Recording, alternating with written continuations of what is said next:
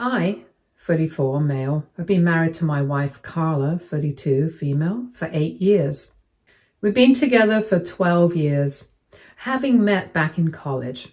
Honestly, it felt like we had one of those storybook relationships, solid, full of love, built on years of shared experiences. Everything was great until about 8 months ago when my life took an unexpected and brutal turn. I work as a construction site manager, and last summer I had a really bad accident on the job. A scaffold collapsed and I got caught in the chaos. It was as bad as it sounds. Multiple fractures in both legs, broken pelvis, and some spinal injuries. The doctor said I was lucky to be alive, but they also warned me that the road to recovery would be long, painful, and uncertain.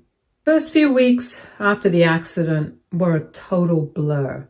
I was in the hospital completely immobile, relying on nurses for everything, even basic things like going to the bathroom. I've never felt so helpless in my life. It wasn't just the physical pain, it was the emotional weight of feeling like a burden to everyone around me. But Carla, she was amazing at first. She was there every single day, sitting by my side, reassuring me that we'd get through this together. I clung to her support. It gave me hope. But as time passed, something started to shift. At first, I told myself it was nothing. She was juggling a lot, after all. Between her full-time job and managing the house and checking in on me, I could only imagine how exhausted she must have been.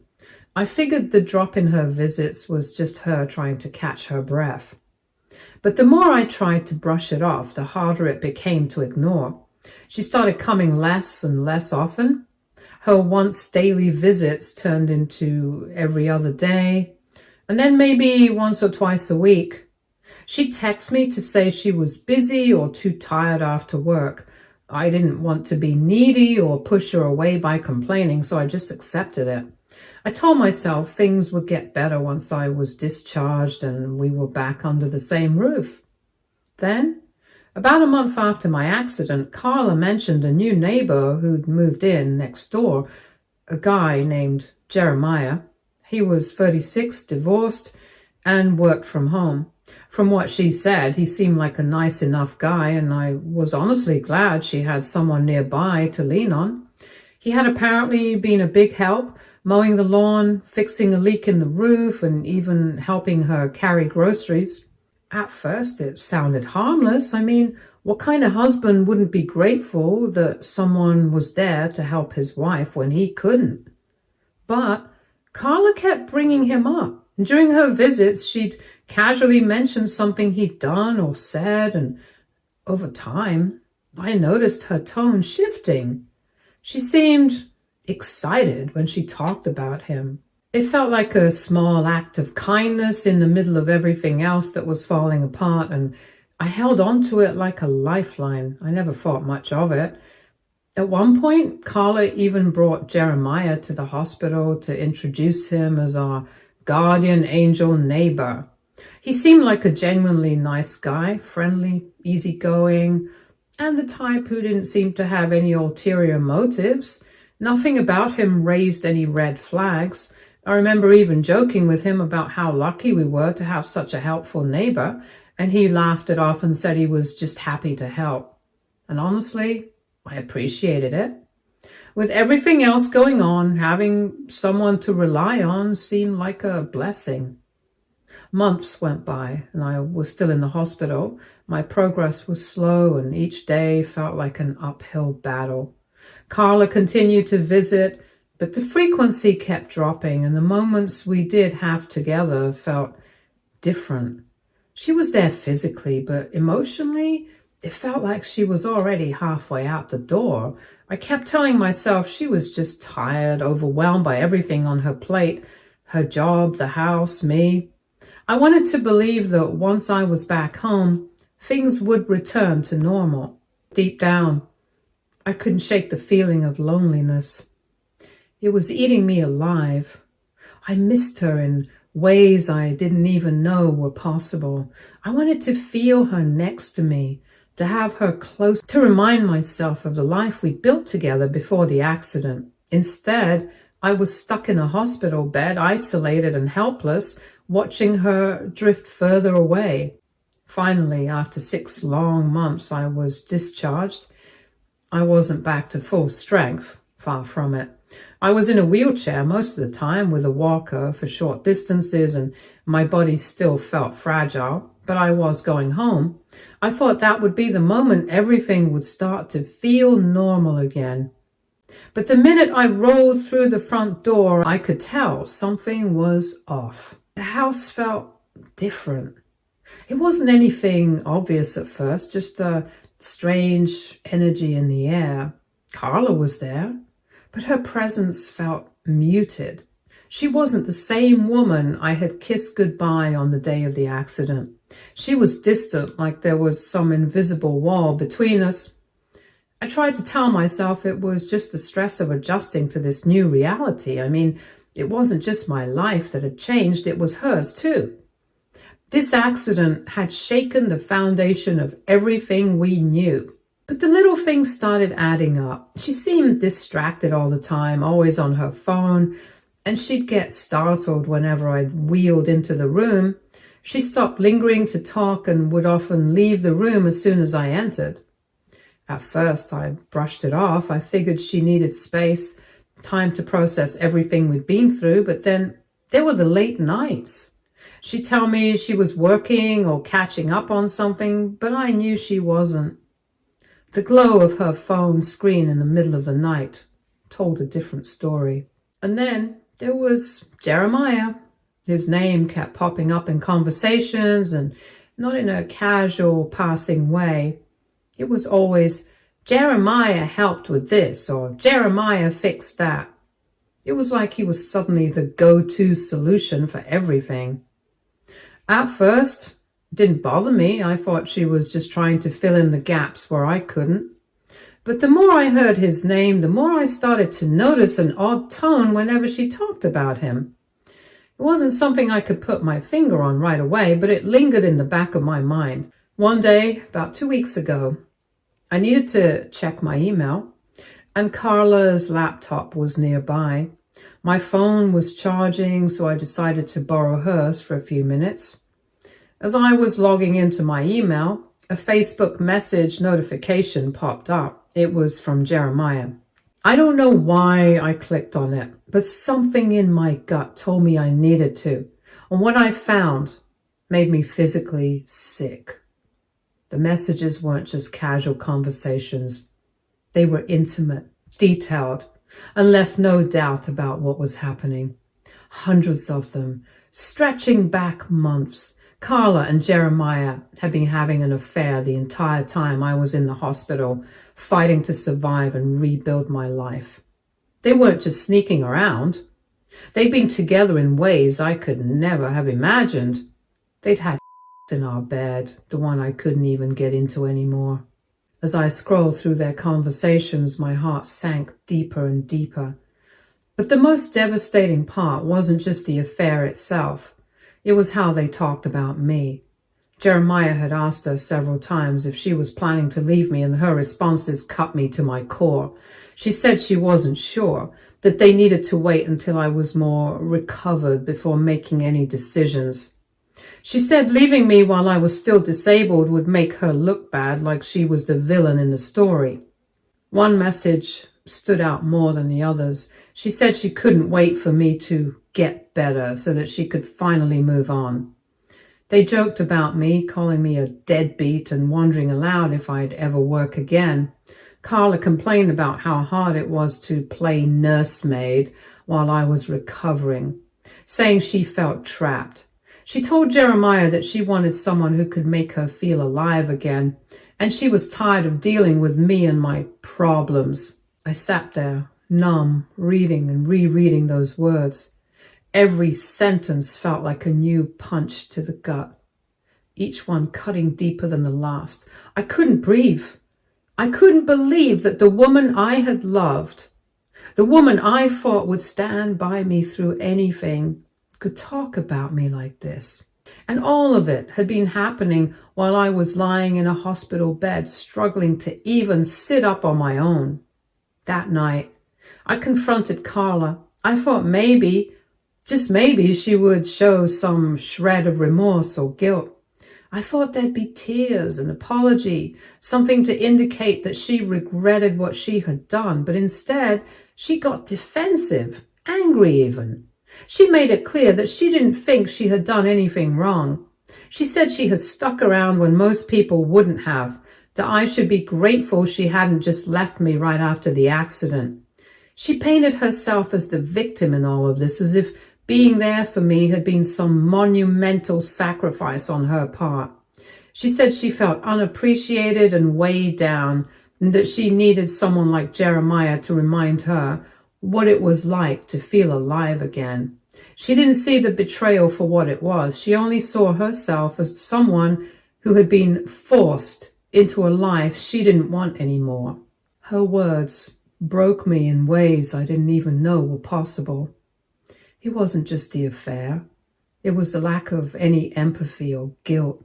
She justified everything she had done as if my accident, my pain, my recovery had somehow been harder on her than it was on me.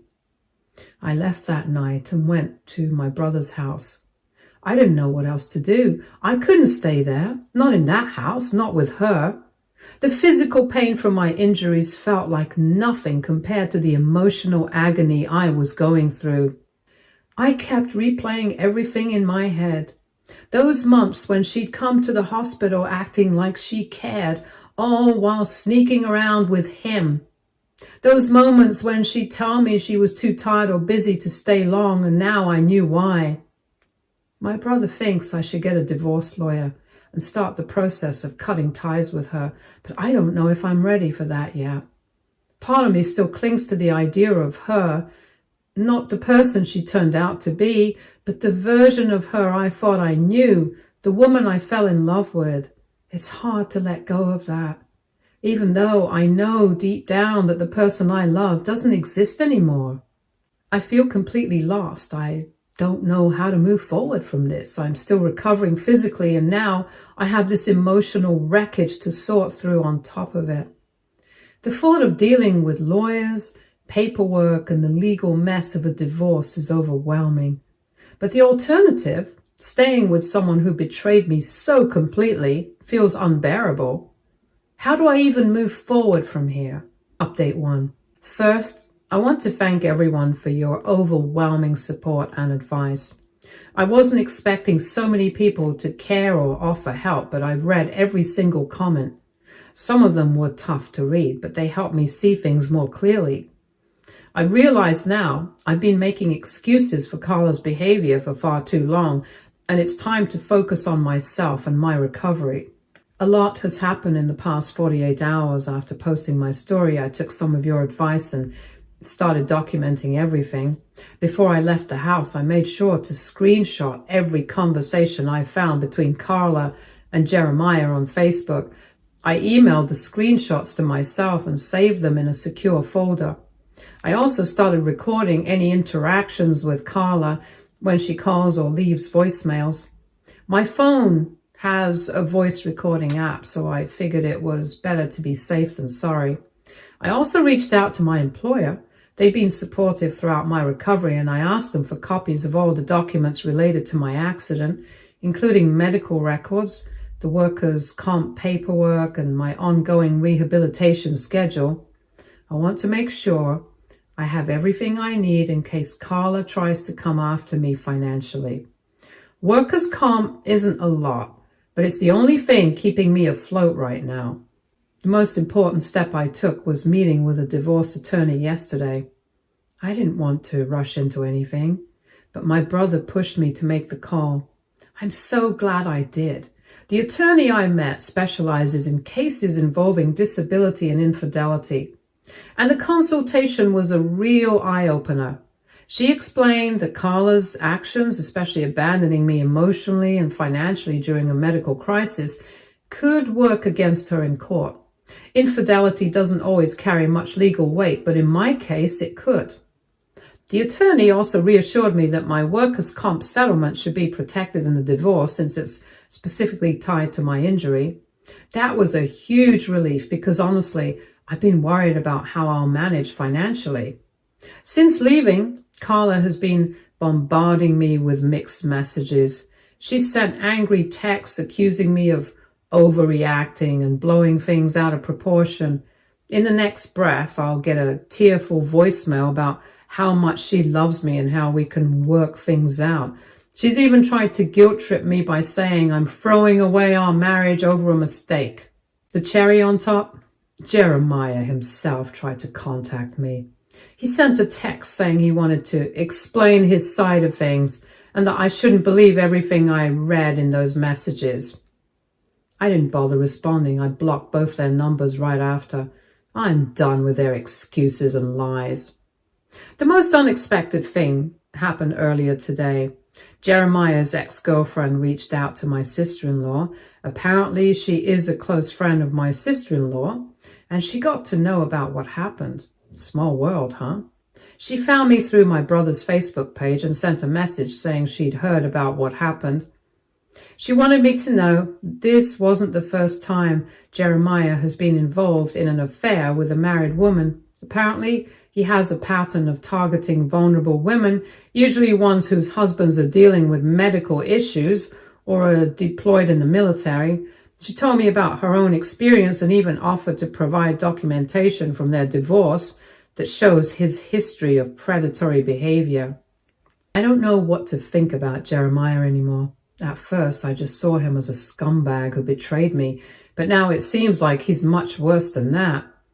It's like he thrives on destroying marriages. Knowing this doesn't make what Carla did any less painful, but it does give me a different perspective. Through all of this, my brother has been my rock. He's been helping me in ways I can't even put into words. His house isn't exactly set up for someone in my condition. The guest room is upstairs, but he's been working non-stop to convert his home office into a bedroom for me.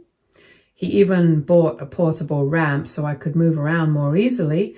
On top of that, he contacted our parents to let them know what was going on. They're flying in tomorrow to help, and I'm looking forward to seeing them, even though I'm embarrassed to tell them the full story. My mom is a retired nurse, so she's already offered to help with my physical care needs. Just knowing she'll be here makes me feel a little less overwhelmed. My dad's more of a quiet support kind of guy, but he's always been someone I can lean on when things get tough. I'm meeting with my attorney again tomorrow to start the divorce paperwork. I won't lie, I'm still scared about the future. I don't know how I'm going to rebuild my life from this point, especially with all the physical challenges I'm facing, but for the first time in a long time, I feel like I'm taking control of my life. This isn't the path I wanted, and it sure as hell isn't easy, but I'm starting to believe I'll come out stronger on the other side. Update 2. The last few days have been just a lot to bear. My parents arrived, and while I was relieved to see them, it was hard to face how much this situation has impacted everyone around me. My mom, who's usually strong and composed, broke down in tears when she saw me. I think seeing me in a wheelchair, coupled with everything I've been going through emotionally, hit her harder than I expected.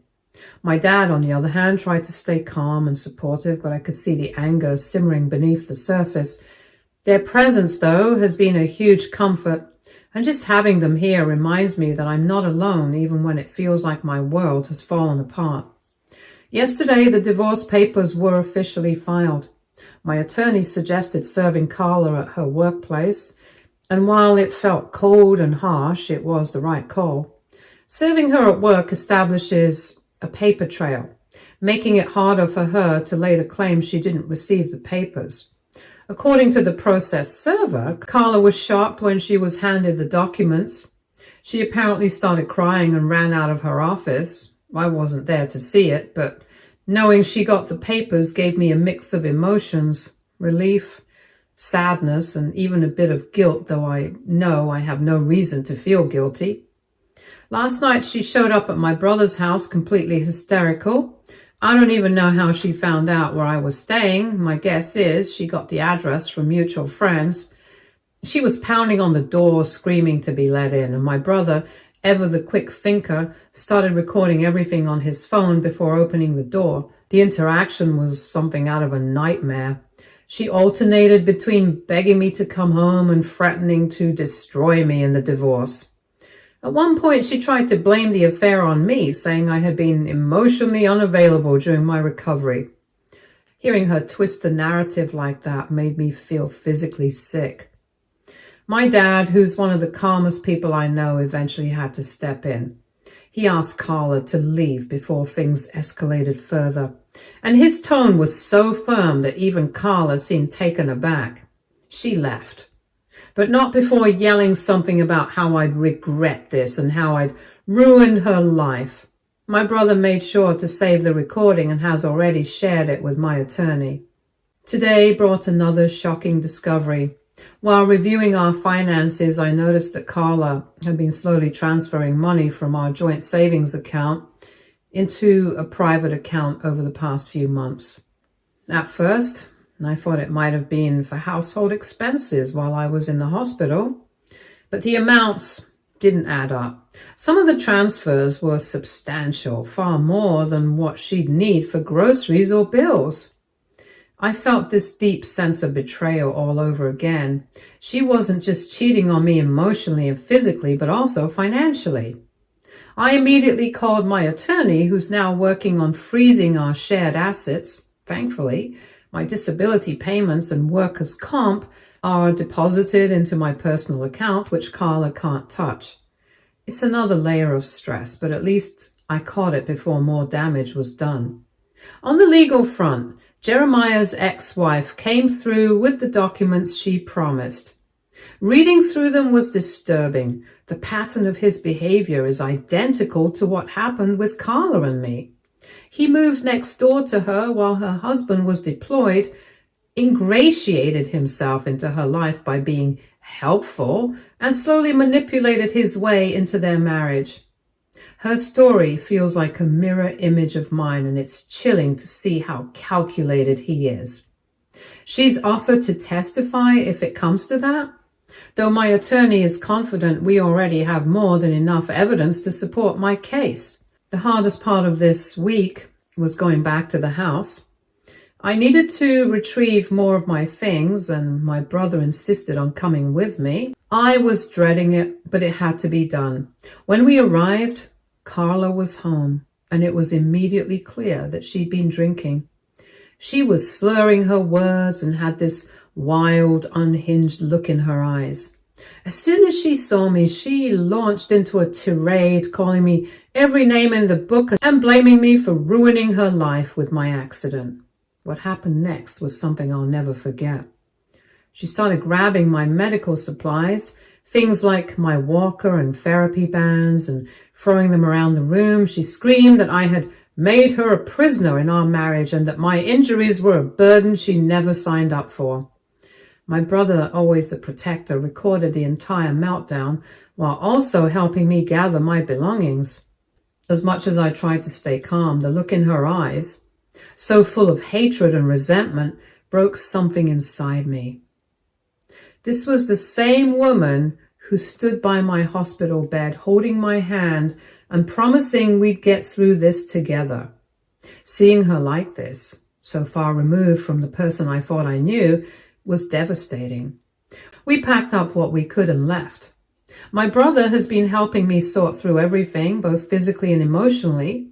He keeps reminding me that I'm doing the right thing by leaving this toxic situation, but it's hard to process. The woman I married is gone, replaced by someone I don't even recognize. For now, I'm focusing on taking things one day at a time. My parents are still here, helping me adjust to this new chapter. My mom has been incredible, helping with my physical therapy exercises and making sure I stay on track with my recovery. My dad is handling some of the logistics, like contacting our bank to make sure everything is secure. I don't know where I'd be without them and my brother. This whole ordeal feels like a bad dream. I can't wake up from. But with each passing day, I'm starting to see a glimmer of hope. I know there's a long road ahead, but I'm determined to keep moving forward. Update 3. It's been a little over a week since everything came crashing down, and while my life still feels like it's in pieces, I'm finally starting to see some light through the cracks. The divorce is officially underway, and my attorney is confident we're on strong footing. She's pursuing an at-fault divorce based on Carla's adultery, which could work in my favor during the division of assets. We're also seeking temporary spousal support due to my disability and Carla's blatant abandonment during my recovery. Dealing with the legal process is overwhelming, but having a competent attorney who understands the complexities of my situation makes a huge difference. She's already filed a motion to freeze all joint accounts to prevent Carla from moving any more money around, and she's gathered all the evidence of her affair to support our case. Knowing I have someone fighting for me helps me feel less helpless. Something I didn't expect was the reaction from Carla's family. Her sister, who's friends with one of my cousins, found out about everything and told their parents. Carla's dad, who has always treated me like a son, came to visit me yesterday, and when he walked in, I could tell he was barely holding it together. He apologized over and over, saying he couldn't believe his daughter would do something so cruel. He even offered to help with my legal fees. While I declined his offer, I was touched by his gesture. It's bittersweet. He's not responsible for Carla's choices, but his shame over her actions is heartbreaking to witness. There's also been some fallout for Jeremiah. According to my neighbors, he packed up and left in the middle of the night a few days ago. Word about the affair has spread throughout the neighborhood, and apparently some people confronted him directly. I'm not sure where he's gone, and honestly, I don't care. Carla, on the other hand, has been telling anyone who will listen that I've turned everyone against her and ruined her reputation. It's laughable, really. Her reputation was ruined the moment she decided to cheat on her disabled husband and then mock him behind his back. I'm following my attorney's advice to document everything but not engage with her. It's been hard seeing her attempts to rewrite the narrative, but I know responding would only fuel her fire. I'm focusing on keeping my side of the street clean and staying as far away from her toxicity as possible. One unexpected silver lining is that my physical recovery has improved since leaving the toxic environment of our home. My physical therapist says my determination and progress have noticeably increased over the past week. I can now walk short distances using just a cane, though I still rely on my wheelchair for longer periods. It feels like a small victory every time I take another step forward, literally and figuratively. My employer has also been a source of immense support. They've assured me that my job will be waiting for me once I'm cleared to return. And they're already looking into making modifications at the site to accommodate my mobility needs during the final stages of recovery. On top of that, they connected me with a support group for people who've experienced life-altering workplace injuries. Talking to others who truly understand what I'm going through has been eye-opening and reassuring. Meanwhile, the support I've received from my family, friends, and even neighbors has been overwhelming. My parents have been nothing short of incredible. My mom has taken over as my unofficial nurse, helping with my physical therapy exercises and making sure I stay on top of my recovery plan. My dad has been handling all the logistical stuff, like helping me sort out my financial accounts and contacting utility companies to remove my name from the bills at the house. Even the elderly couple next door to my brother have stepped up. They've been bringing over home-cooked meals every evening, which has been a godsend because cooking is still a challenge for me. It's humbling to see how many people are willing to step in and support me when I need it most. Emotionally, I'm still processing everything. It's hard to reconcile the woman I married with the person Carla has become. Or maybe she's always been this way and I just didn't see it.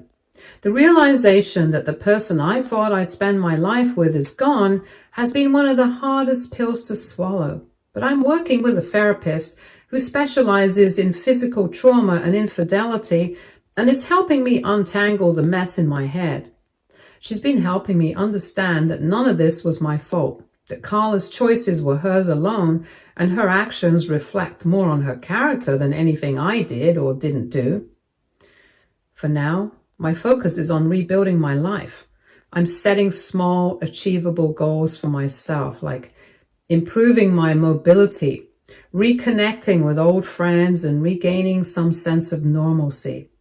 Several colleagues from work have been visiting regularly, and their support reminds me that I'm not just the guy who got hurt, but still a valued part of the team.